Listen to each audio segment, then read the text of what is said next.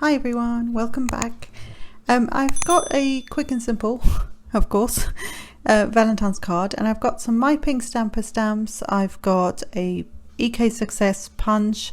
I've got some Peachy Keen stamps, which I haven't dragged out for many years, and I also have a stencil from MFT. And so this Cricut cut is from the Sweethearts Cricut cartridge. I'm just going to edge it with some black soot, like I'm doing with most of my images this year. And this isn't as pink and red as the last few, or most of my Valentine's 2021 videos have been. So there's a bit more variety of color, but I could have made them pink birds, I suppose, pink and red birds, but I just thought the blue birds worked really sweetly. I also wondered afterwards whether if I had maybe a paler blue, it might have looked a bit softer, but I like how it turned out. It turned out really sweet. And so this whole cut, although it's in 3 pieces, is actually all on the one image on the Sweethearts Cricut cartridge. So if you have this or any bird images, this will work really quite nicely. To make the nest, you could use half a circle. If you've got a punch or if you draw a circle and cut around it, cut it in half, that sort of thing, that'll work just fine too. But I thought this was really cute. And although there are little images or cuts for the eyes, I'm actually going to use the Peachy Keen stamps in a bit and put some eyes on them, and it takes it to another level. It's so cute. Now I have done a Google search to see whether you can get Peachy Keen stamps. I can't find them anywhere at the moment. If anybody knows, that'd be great. Link some places below for us if you're happy to share that. But I couldn't find them anywhere else, and I honestly have had them for donkey's years. So they were huge a good few years ago. And I have got sort of like these, I guess it's like the starter pack kind of thing. So you can actually mix and match the eyes. Basically it's to make faces. That's the whole thing with Peachy Keen stamps, or the main thing that they came out with was so that you could make faces. And so some of them are faces together. So it was great because you could use them with the old school, sort of like the old school Cricut paper dolls and things like that. In this instance, I've got these all separate, so it's eyes, it's the nose area, and the mouth area, and so and there's all sorts of creatures as well. So it's not just for like humanoids, if you like, it's for animals and things like that. So I just found these eyes that I thought would work really well, and all I'm doing is obviously the eyes are together, so I'm just using a bit of washi tape on one of them, inking it up, then taking the washi tape off so that I don't get ink on the other eyeball, because I only want one eyeball. So that's how they turned out, and I think they're really, really cute. If I'd thought about it before I'd cut these images out, which I didn't, I could have actually, in Design Space, or if you've got the Gypsy, I could have actually hidden using the contour button, I think it's called, or hide contour. I could have actually hidden the little lines that it cuts for the eyes, which you can see if you look really closely, but it's not the end of the world. So for me, I didn't worry too much. And then I have a piece of, I believe this is a Stampin' Up! Cardstock, and it's like which one is this? Flirty Flamingo, I think, which is it's a nice color, but I don't always know what to do with it or what to put it with. So for this one, I'm going to use Worn Lipstick. Again, in hindsight, I think I could have gone darker on this color, and maybe if I'd used the something like the picked raspberry, because obviously I'm sticking to my 3 pinks and the black oxide inks for my color palette this year. In person you could see this a lot better, but as it dried, it actually dried really pale. So I don't know that I would use this color combo again. The picked raspberry would have shown up a lot better, and I think that's what I should have gone with, but if you don't try these things, you don't know. So I winged it at this point. But when you're doing it, and if you do this type of thing with different color tones, or if it was white cardstock with the color on top, it would look stunning, and it does. And I've done that before many times, and it's so pretty.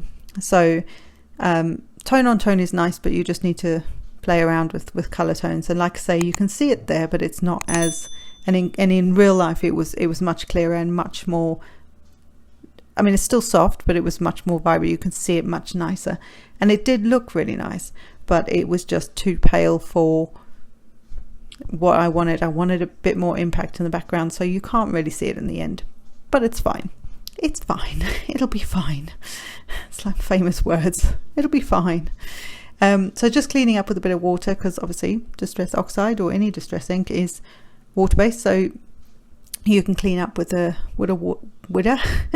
with some water. Now my card base was larger than my sort of background piece that I've just created with the clouds, so I thought I'd be clever here, and it didn't totally work out, but we won't tell anybody.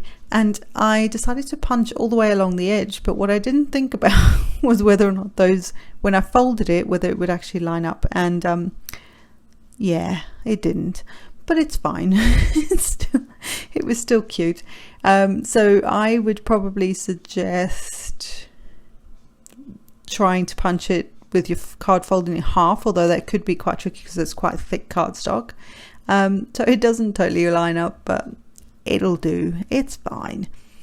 And I also mispunched a couple times, so but it's fine. I'm going to say the word fine again. It's fine. It's fine. Anyway, I'll stop saying that now. It's fine. And so there were a couple places as well where I think I just need to sharpen my punches. Obviously I don't use them that often, which is why I decided to drag them out for this series. But I believe you can use the just, you know, cut or punch through some foil, and it will, you know, just normal kitchen foil, and then it helps to sharpen the blades of the punch. So that's helpful for anybody who needs to know that. I've not tried it yet, but I've seen a lot of crafters do that. And then for the edges, of course, I'm going to ink within an inch of its life, of course. And so the black soot's going around the edges of the whole card base, the whole card. And then the first layer, it is the card base. And then the first layer will also get some of that ink on, I believe. Yes. And it's just, for me, inking the edges of things just makes it look a little more grungy, maybe. I mean, if that's not your thing, you do not need to do this. You could still do the clouds with your stencils and you know, punch the edges and have it look just as pretty, just like that. You don't need to ink the edges of everything just because somebody else is doing it. If it's not your style, then don't do it. But hopefully this at least gives you an idea just for something different with the, you know, the whole scalloped punched edge card thing that I don't know what I'm going to call this. And as it turns out, when I put the layer on, it actually covers those little holes at the top, and in the end I actually quite like it. I was trying to get it to fit so that the holes would stick out and all that, but actually it doesn't matter. I quite like how it looks. And I also stuck it flush to the bottom of the card base. It fit that way better, but it worked really nicely, and it's just a slightly different look to what I would normally do. And I'm going to keep this simple. I'm using Simply Sweet Occasions, I believe, by My Pink Stamper for the sentiment, and I'm just going to use the I love you. I couldn't find anything that was punny because I like my punny sayings. I couldn't find anything that was punny enough for birds, so for like a love themed thing, so I just went with something simple like I love you. And I think it's a very it has a lot of impact, those three little words, and it can mean the world to someone just saying that. And it doesn't have to be, you know, a couple or, you know, lovers or anything like that. It could just be, you know, it could be for your kids or your animals or your, you know, your grandparents or your you know, your parents, you know, an aunt, an uncle, you know, a dear friend. It doesn't matter. It doesn't have to be that lovey-dovey, coupley thing.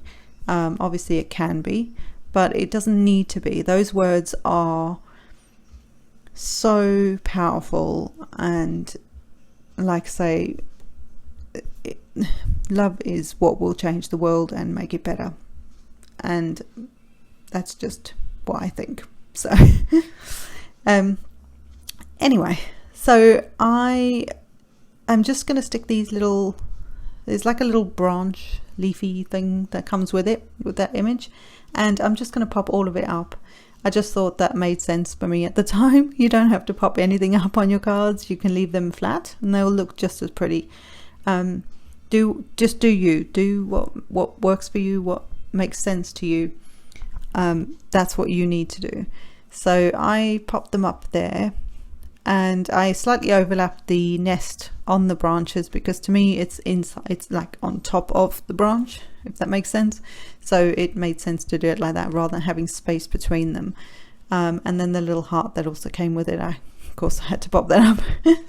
And when I created this, I also used some distress stickles, which I haven't dragged out for a million years, and some Nouveau crystal drops, I think they're called. Always get the name wrong. Just to add a bit of bling, because you've got to have bling. And I will see you in the next one, guys. I hope you are having a good first part of the year so far of 2021. See you later. Bye.